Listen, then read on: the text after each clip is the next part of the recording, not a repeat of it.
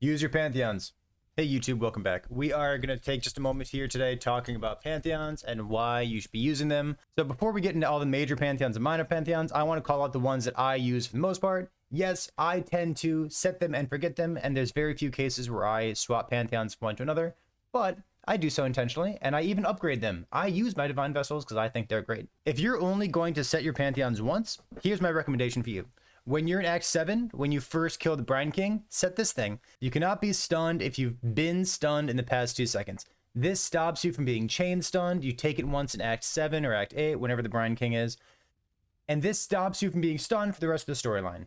Well, it stops you from being chain stunned, and being chain stunned during the storyline. The storyline is when your life pool is relatively low, and being stunned is always a function of how big the incoming hit is relative to your red life pool. And this keeps you nice and safe. So this is great while leveling. We take that. And then at that same time, what I tend to do is grab the Soul of Abrath. This is unaffected by Burning Ground. There's plenty of instances of Burning Ground, whether you're a life build or a Mind Over Matter build or an ES build, especially an ES build. Unaffected by Burning Ground is generically strong, and you'll be happy to have this. Once I get to maps, I swap over to this. Additional physical damage reduction while there's only one enemy nearby. Matters not so much, but it's okay if there's like a one-on-one boss fight. And then 20% chance to take half damage from area hits. I think this is great. Generically, it's very strong. The other reason that I tend to take this is that once I upgrade it to Soul of Erythrophagia, this says take no extra damage from crits if you've taken a crit recently. This is insane. When you die in PoE, it's oftentimes because there's multiple bad things happening at the same time. You get crit, and the crit damage was lightning, and the lightning shocks you, and then you're taking increased damage, and then something else hits you and stuns you, and then you're dead. So actual factual one-shots where your health goes from 100% to 0% is not particularly common. But a bad circumstance where 4 or 5 different things happen at the same time, that oftentimes is the source of you dying or just bad risk assessment. In any case, the upgrade here for Erythrophagia is awesome, and I highly, highly recommend it too. So those are my like set it and forget it recommendations. But let's back up. Let's talk about all the major pantheons, and then we'll talk about all the minor pantheons. Starting on the top left, Soul of Brine King. This is not so great. I would not recommend this for anyone in particular. The stun and block recovery. If you are in the market for something like this, you're probably just in the market instead for stun mitigation altogether. 100% chance to avoid being stunned. I don't think this is really where you want to be on anything.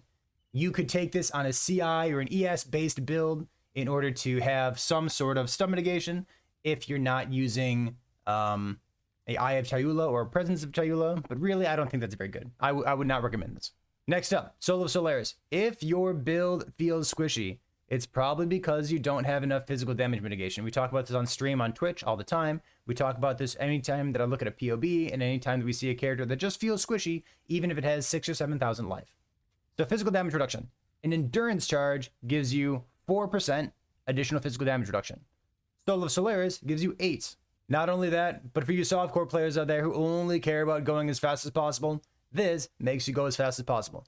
1% increased movement speed for each nearby enemy up to 8%. This upgrades your 35% movement speed boots to 43% movement speed boots, which isn't even a thing, but it is now, because you're using Soul of Lunaris. Honorable mention to Spectre builds, Golem builds, Summoner builds, SRS builds. Avoid projectiles that have chained. This is a very important line of text. Chaining projectiles is something that you should be scared of because it's one of those circumstances that will get you killed if you're not careful. It's a scary map modifier, and even if you run it, it would be nice to have some kind of mitigation for it. It's nice that this is wrapped up with physical damage reduction and movement speed. This is great. Next up is my personal favorite, Soul of Solaris. Physical damage reduction while there's one enemy nearby. This is nice in lab. This is nice against Conquerors. This is nice against most Conquerors that don't have ads on them. Come on, Drox. 8% reduced damage taken if you haven't been hit recently. If you're a dodge-based character, or you're just clearing maps very, very quickly, and you're speed farming, this is very, very nice for you.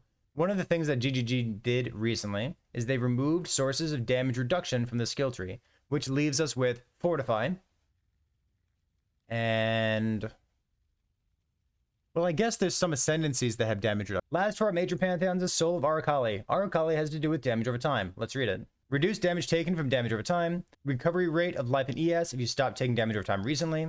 Reduced effective shock. Reduced shock duration. And 25% chaos resistance against damage over time. Generically, it's okay. I don't think this stacks up against Lunaris and Solaris. Once upon a time, when we had old Immortal Call in the game, Immortal Call used to stop you from taking any physical damage for that short duration. So you could have Blood Rage running on any character, even an RF character. And if you would pop your Immortal Call, you would stop taking any physical damage over time, which meant that you could proc Soul of Arakali and you can give yourself life recovery rate. This is a trick that used to work, and this used to be quite strong. These days, I don't think this is worth your time. I would recommend going with Solaris or Solaris. So we get to have one major pantheon and one minor pantheon. Let's talk about the minor pantheons. Soul of Garukan has some nice offenses and defenses to it. Soul of Garukan is for our evasion-based characters who like running fast. You're probably not taking this realistically unless you like running fast.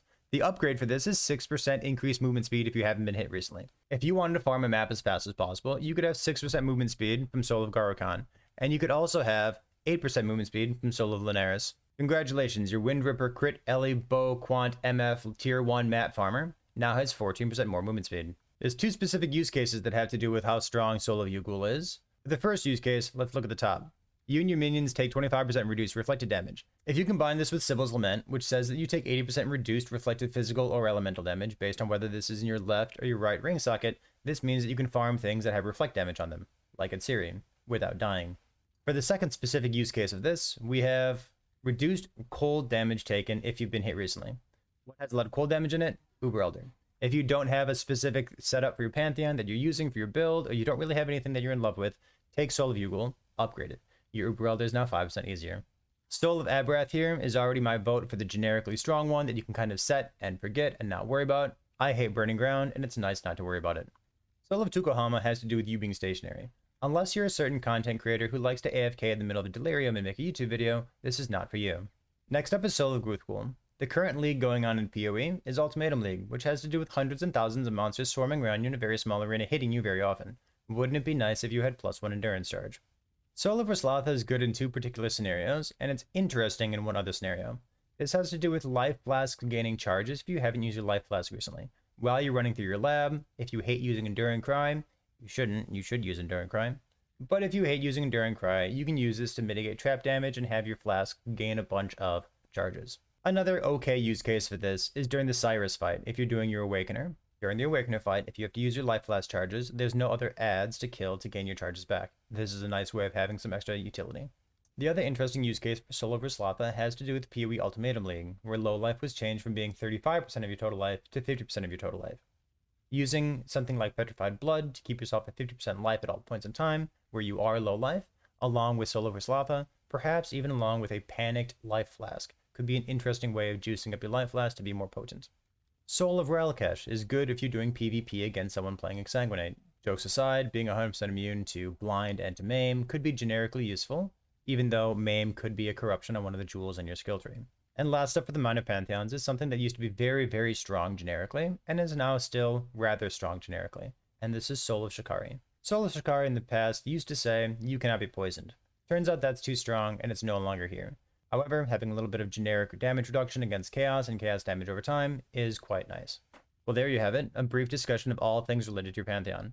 If you have any questions, comments, or feedback for me, you can always leave those below in the comment section here on YouTube, or you can meet me over on Twitch at twitch.tv/ParryThePig, where we talk about Pantheons seldomly.